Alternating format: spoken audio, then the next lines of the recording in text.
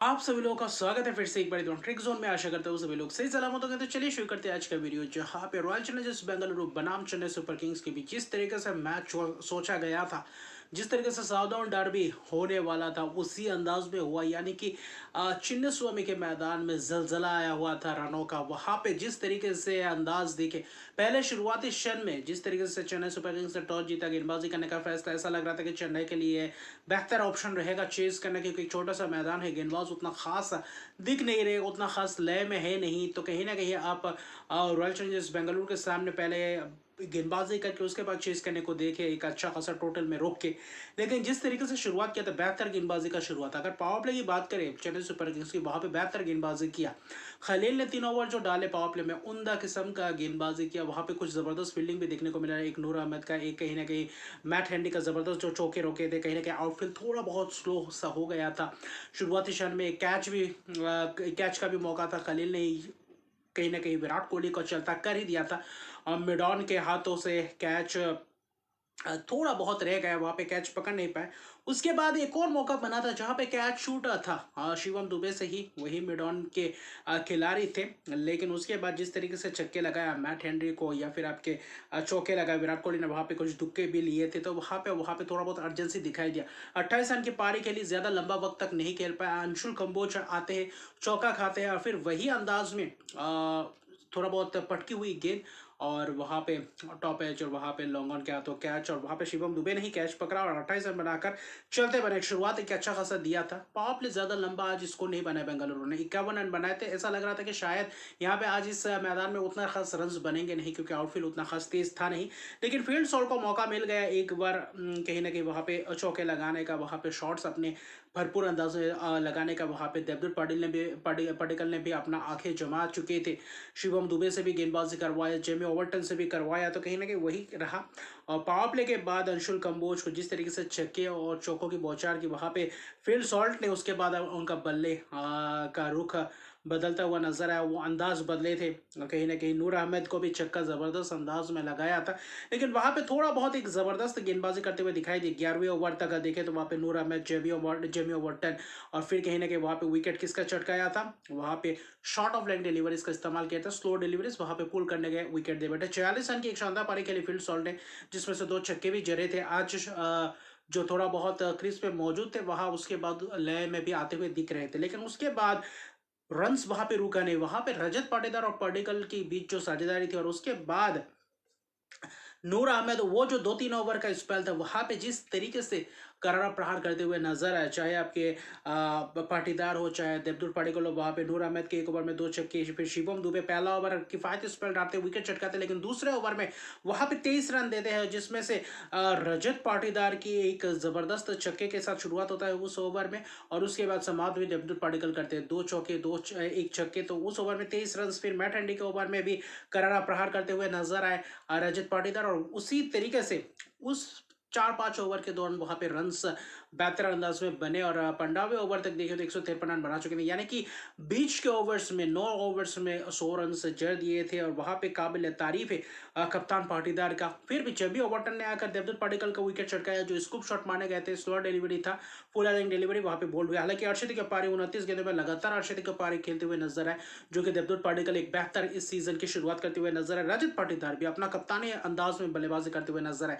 19 गेंदों में, महज सिर्फ 19 गेंदों में 48 रन की नाबाद पारी, 6 छक्के, एक चौकों के मदद से, 250 के स्ट्राइक रेट से, और बाकी तो मैच का रुख पूरी तरीके से पलट दिया था। आखिरी 5 ओवर में लगभग 100 रन जरे, 97 रन बनाया। जहां पे जिस तरीके से रजत पाटीदार और टीम डेविड के बीच जो शतकीय पार्टनरशिप थी, जहां पे एक बार एक बोल्ड कर ही दिया था, लेकिन वो नो बॉल में तब्दील है। उसके बाद चक्की की बौछार, खलील पहला 3 ओवर जबरदस्त किए थे पावर प्ले में, लेकिन आखिरी ओवर जब लाकर लाए थे, वहां पे आते ही और 2 छक्के जड़ते हुए नजर आए। और रजत पाटीदार ने फिर कहीं ना कहीं आपके उसके बाद नूर अहमद को 3 छक्के लगाए, हर दिशा में छक्के लगाए खरे खरे टीम डेविड ने। और 17वें ओवर से जिस तरीके से टीम डेविड ने उनका बल्ले खोला, जिस तरीके से बड़े बड़े छक्के लगाए, वहां से पीछे मुड़ के दिखा नहीं। अंशुल कंबोज वहां पे चौके छक्के की गूंज दिखाई दिया। और फिर जेमी ओवर्टन, खास तौर पे जिस तरीके से देखे, अगर वो नो बॉल जो बोल्ड किया था यॉर्कर लेग डिलीवरी, अगर वो नो बॉल नहीं होता तो शायद वो जो जेमी ओवरटन का ओवर में 30 रन आए थे वहाँ पे वो 30 रन आते नहीं, वहाँ पे 4 छक्के 1 चौके लगाए थे और वो 30 रन कहीं ना कहीं मैच का रुख पलट दिया। आखिर में 250 रन बनाए। अंशुल कंबोज के आखिरी ओवर में भी छक्के चौके लगाए, तो कहीं ना कहीं सिर्फ और सिर्फ 25 गेंदों में 70 रन की पारी और धुआंधार पारी, आतिशी पारी, 106 मीटर का भी लंबा चक्का लगाया उस गले के ऊपर से, वो तो पूरी तरीके से स्टेडियम की छत के ऊपर से जाकर निकला। तो ऐसे करारा प्रहार 8 छक्के 3 चौके के मदद से 280 के स्ट्राइक रेट से आखिरी 5 में 100 रन से लगभग बना चुके थे। और जिस तरीके से बल्लेबाजी की एकदम पूरी तरीके से तहस नहस कर दिया। चेन्नई सुपर किंग्स को एक बार लगा था जैसा जहां पे वापसी करने का मौका, वहां पे वो कहीं ना कहीं नो बॉल और वहां पे पूरी तरीके से महंगा पड़ा। उस नो बॉल ने कहीं ना कहीं 50-60 रन का फर्क लाकर खड़ा कर दिया था और वही मैच में अंतर बना। 250 रन 3 विकेट के सिर्फ नुकसान पे सभी बल्लेबाजों के बल्ले से रन आता हुआ दिखाई दिया और वहां पे कुछ खास नहीं। खलील अहमद 4 बॉल 37 रन, वहां पे मैट हैंडी महंगे रहे, अंशुल कंबोज महंगे रहे, भले एक विकेट चटकाए। शिवम दुबे वही दूसरे ओवर, वहां से ही कहीं ना कहीं मोमेंटम शिफ्ट होना शुरुआत हुआ रॉयल चैलेंजर्स बेंगलुरु का। और रॉयल चैलेंजर्स बेंगलुरु वही अंदाज में वो डिफेंडिंग चैंपियन जिस तरीके से खेलते हुए नजर आते उसी अंदाज में खेलते हुए इस मैच में भी नजर आए। 251 रन का लक्ष्य आपको चाहिए था। ऋतुराज संजू से वही शुरुआत और जैकब डफी जो कहीं ना कहीं पिछले मैच में किया था डेब्यू में एक बहुत ही इंपैक्टफुल पारी, यहाँ पे भी आकर आज महंगे भले ही रहे लेकिन शुरुआत से ही विकेट चटकाने का सिलसिला शुरुआत किया। ऋतुराज गायकवाड़ ने स्क्वायर के ऊपर एक छक्का लगाया, एक थोड़ा बहुत हल्की सी बाहर वाली गेंद स्लिप रखा हुआ था और स्लिप के हाथों कैच। वहां पे कुछ खास नहीं, एक 7 रन बनाकर चलते बने। फिर संजू सैमसन ने भी एक फाले के ऊपर से छक्का लगाया, फिर अगले ही गेंद वही एंगल से बाहर जाता हुआ थोड़ा बहुत उछाल मिलता और आउटसाइड एज, वहां पे स्लिप में कैच। आयुष मात्रे को चलता क्या भुवनेश्वर कुमार ने एक टॉप एज कहीं ना कहीं हड़बड़ाहट में दिखे, वहां पे रन्स भी आ रहे थे लेकिन विकेट्स भी गवाते चले जा रहे थे। लेकिन उसके बाद के सरफराज खान ने वहां पे थोड़ा बहुत स्टेबिलिटी प्रदान किया, किसके साथ वहां पे आपके खासतौर पे कार्तिक शर्मा भी आए थे। कार्तिक शर्मा कहीं ना कहीं इंपैक्ट प्लेयर के तौर पे आए हुए थे लेकिन फिर भी वहां पे संजू सैमसन 9 रन, अभी भी 10 रन एक मैच में बना नहीं पाए, तो कहीं ना कहीं खासा निराशाजनक प्रदर्शन।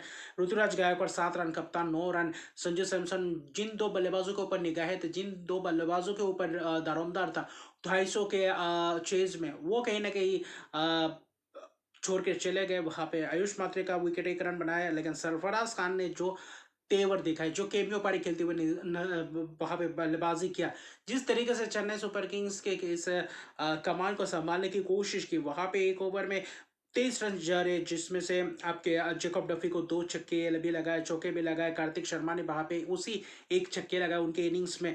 फिर जैकब डफी कहीं ना कहीं बेहतर गेंदबाजी के लेकिन महंगे भी रहे थे। भुवनेश्वर कुमार को भी जबरदस्त छक्का लगाया था। सरफराज खान यानी कि पावर प्ले में जबरदस्त अंदाज में डोमिनेट किया। अभिनंदन सिंह को भी चौका लगाया, यानी कि कट देखे या पुल देखे थर्ड मैन के ऊपर से वहां पे मिड विकेट और कहीं ना कहीं डाउन द ग्राउंड जबरदस्त शॉट्स लगाते हुए नजर आए थे। कहीं ना कहीं सरफराज खान ने बखूबी अंदाज में इन 3 मैचेस में जिस तरीके से उनका प्रदर्शन दिखाया, थोड़ा बहुत और धैर्य दिखाते तो शायद यहाँ पे भी थोड़ा बहुत और लंबा खेल सकते थे। वहां पे हड़बड़ाहट में दिखे पावर प्ले के अंत का चेन्नई सुपर किंग्स जहां पे 30 रन पे 3 विकेट थे, वहां पे 77 रन बनाए थे। पावर प्ले जबरदस्त खटा था और उसके बाद पावर प्ले के बाद आते कुणाल पांड्या और कहीं ना कहीं तेज फेंकी हुई गेंद निकल कर आए पहले ही गेंद और वहां पे स्टंपिंग के शिकार होते हैं। हालांकि अर्शदीप पारी खेला 50 रन 25 गेंदों में 200 के स्ट्राइक रेट से जबरदस्त था बल्लेबाजी, वहां पे इंटेंस जबरदस्त था वहां पे और थोड़ा बहुत धैर्य दिखाते, एक पार्टनरशिप लगाने की कोशिश करते। वहां पे कार्तिक शर्मा भी कहीं ना कहीं अपना विकेट गवा बैठते हैं, कैच दे बैठते हैं जो कि टॉप एच लगता है, वो कहीं ना कहीं निराशाजनक मैं कहूंगा बल्लेबाजी रहा। शिवम दुबे आते ही छक्का लगाते हैं तो कहीं ना कहीं वही चल रहा था सिलसिला।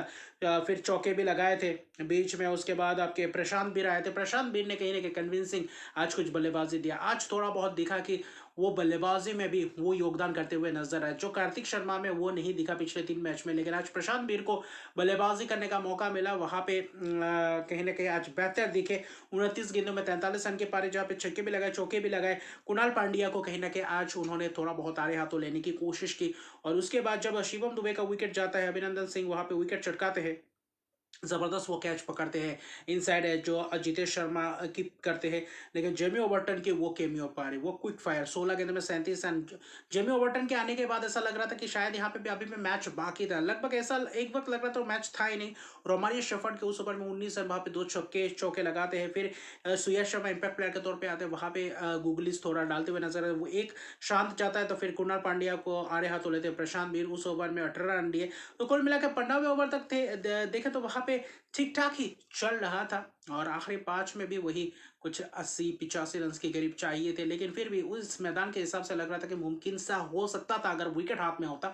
वो विकेट भी था नहीं, और बाद में भुवनेश्वर कुमार ने भी विकेट चटकाया प्रशांत वीर का, और कहीं ना कहीं अपना विकेट गवा बैठे प्रशांत वीर। हालांकि 43 रन महत्वपूर्ण रन बने, 72 रन बनाए, ओवरटन के साथ मिलकर एक साझेदारी पनपने की कोशिश की।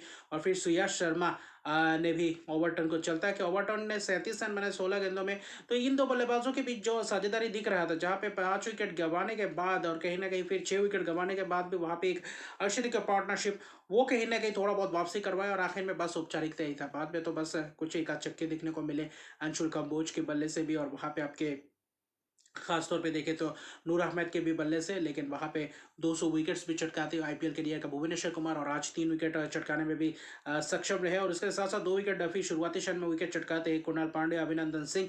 तो कुल मिलाकर 207 रन पे ऑल आउट हो जाते हैं। आखिर में 200 प्लस रन बनाए 250 के जवाब में, वहां पे लड़खड़ाती हुए टीम वहां पे जल्द विकेट गंवाने के बावजूद भी। तो ये जताता है कि इस पिच में रन बिल्कुल था, अगर थोड़ा बहुत धैर्य दिखाते, एक बड़ा पार्टनरशिप होता, या फिर एक बल्लेबाज थोड़ा बहुत लंबा पन्ना 16 ओवर तक खेलने की कोशिश करते, तो यहाँ पे पूरी तरीके से मौका था चेन्नई सुपर किंग्स के पास। क्योंकि 250 रन बनाना और उसके जवाब में 207 रन बनाना इतना आसान था नहीं, लेकिन फिर भी अच्छा खासा कोशिश तो की, इंटेंट दिखाया था। लेकिन आखिर में 43 रन की एक जबरदस्त जीत रॉयल चैलेंजर्स बेंगलुरु द्वारा चेन्नई सुपर किंग्स की। ये लगातार 3 हार 3 मैचेस में, अभी यहाँ से किस तरीके से उभर पाएंगे, डिवर ब्रेविस का आना जरूरी है। उर्विल पटेल वहां पे कुछ, वहां पे मंत्रणा करना पड़ेगा, वहां पे सोच विचार करना पड़ेगा, फिर वापसी करना पड़ेगा, क्योंकि अभी भी 5 दिन बाद अगला मैच खेलना है, और वहां पे एक निगाहें रहेंगे।